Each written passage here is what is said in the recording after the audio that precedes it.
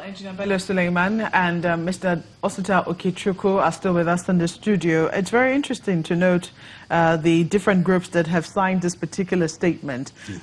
Just wondering then, looking at, some people have pointed at the person who actually read the statement, Mr. Baba Ahmed, Alhaji Baba Ahmed, wondering, I mean, he's the Chief of Staff to the Senate President, wondering what political strand, if any, has got to do with this particular statement issued by the Northern Elders Forum. Yes. Dr. Hakim Baba Ahmed is both a member of Northern Elders Forum and also a member of the core group. He's a Secretary General of the core group. And like I told you, the core group is like a small think tank where we discuss issues that sort of affect the North. And he has been a member of these two groups for the last 7-8 years. So it's not new. And his participation somewhere in the activities of these groups. In fact, when the Senate President wanted to recruit Hakim, he virtually came through us because Hakim said, I belong to these two groups. If I'm going to come and work with you, I need to consult them. He came to my house. We sat down and discussed. What are the pros and cons of joining the Senate President? Engineer Suleiman, there are certain political permutations playing out, and it's not very difficult to see how this reads into some of those things. And I want to ask you, when the Chief of Staff to the Senate President is not just at the meeting, but is the one chosen to read the communique, it sends a strong signal. And this is coming at a time when, of course, the Senate President was just yesterday at the caucus meeting. He's expected to go to the NEC meeting of APC today. And you're here essentially suggesting that, you know, the northern governors, the northern president have indeed failed, according to you. Now, most of these governments are APC governments. The northern state governments are predominantly APC. The president, obviously, APC. Is this an indication of a move on the part of the Senate President and on the part of your group in collaboration to essentially swing power to another party? No. Let me say it categorically no.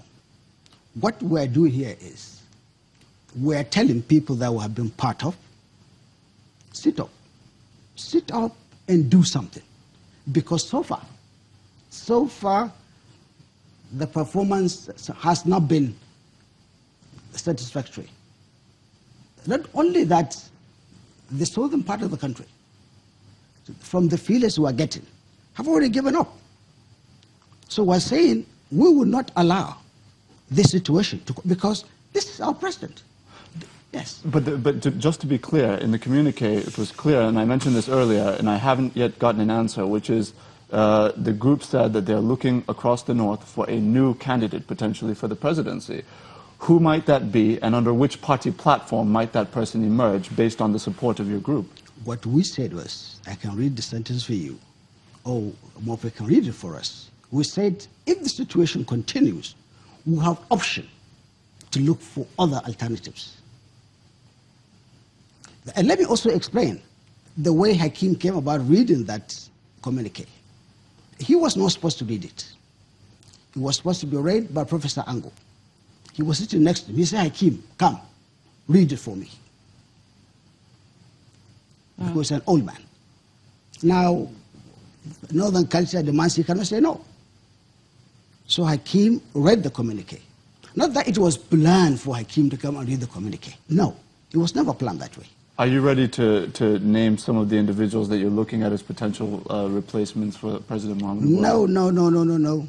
No, we're not talking about anybody replacing anyone for now. We're saying we reserve the right. We reserve the right, if the performance has not improved, for us to look at other alternatives. You're putting words into my mouth. No, I'm just clarifying with questions. That's what we're doing. I'm just wondering now, looking at the permutation, some people will say that isn't the Northern Elders Forum barking up the wrong tree? Because you talk about endemic poverty in the North. You talk about insecurity in the North. These are things that, you know, NGOs have identified, government bodies have identified. When you look at the indices of health, education, even in the economic sometimes, you have to ask, what have Northern Elders been doing? Can the Northern Elders Forum really extricate itself from the problems that the North has faced over the years? Have you consciously chosen the right leaders to actually take the North to where you desire to see it? We cannot, but we have been talking to all these leaders privately, like I told you before. I told you an example of our meeting with the president. We have done that with all the governors. We have been doing it over and over again. Since we have not seen the kind of progress that we're expecting, we came out publicly now to say it. And whether is this the right time? There is no better time than starting time. Because if we do not start, when are we ever going to discuss our own situation? What do you say to those who say that part of the reason, I was just reading a statement the other day attributed to Bishop Coker, who has talked about how the North has also been impoverished because of religion, that leaders have used religion to impoverish the region. We heard the other day, I think it was the governor of Zamfara State, who was talking about meningitis and was talking about fornication and things like that. That's the reason why, people are dying of meningitis. And we heard this the emir of Kano come to him, say that, look, cannot be the educated response to such a thing. And we saw how that row played out. Where was the Northern Elders Forum at that point in time? I keep telling you, we have been doing advocacy to these people. We have been saying things. If we had always come out to talk, the first question would have been, why haven't you gone and speak to these people privately first? We have been doing that privately. We have been discussing with them privately. Nobody can say Islam is a religion that some will try to impoverish people.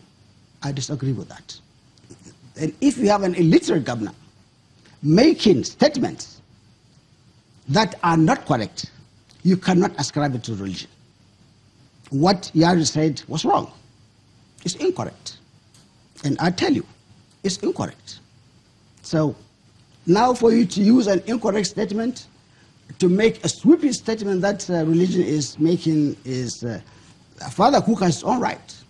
He has his right to say what he wants to say. But whether what he said is right or wrong, we also have right to answer him.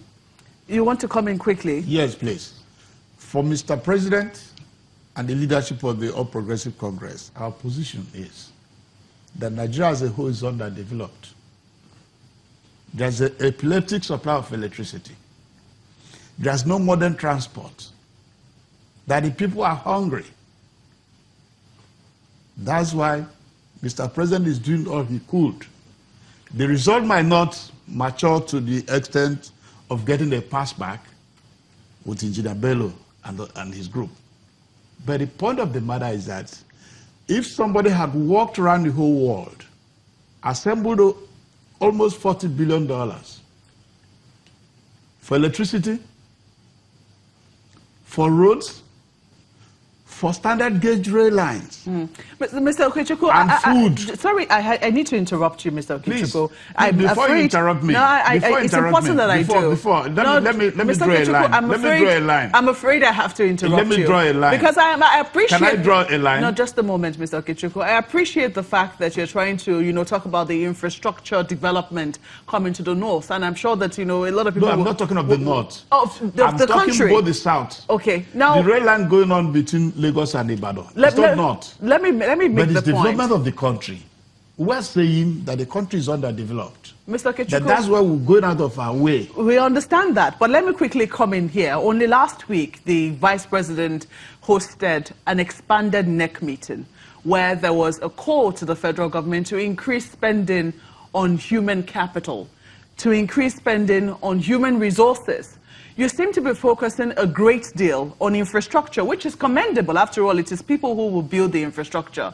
But when you look at the indices of health, of education, of economic improvement, of the average, of the ordinary Nigerian, can you say that it is not an indictment on your party, especially northern leaders in the north, for not focusing on those things which will immediately impact the lives of the people? What we're saying is that the study we did shows that any country that develops, the United Kingdom, the United States, India.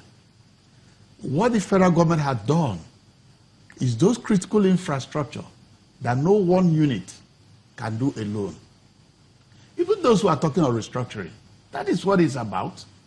And we're saying that when individuals, both the farmers, have good transport system, their product will gain traction. Those processing plants will be in place. When there's electricity, those other plants will come in place. We're not neglecting education, but what we're saying is the fact that there are certain ingredients that made Nigerian manufacturer to be beaten in the home market. What are those things? Why is the man producing biscuit in Abeokuta?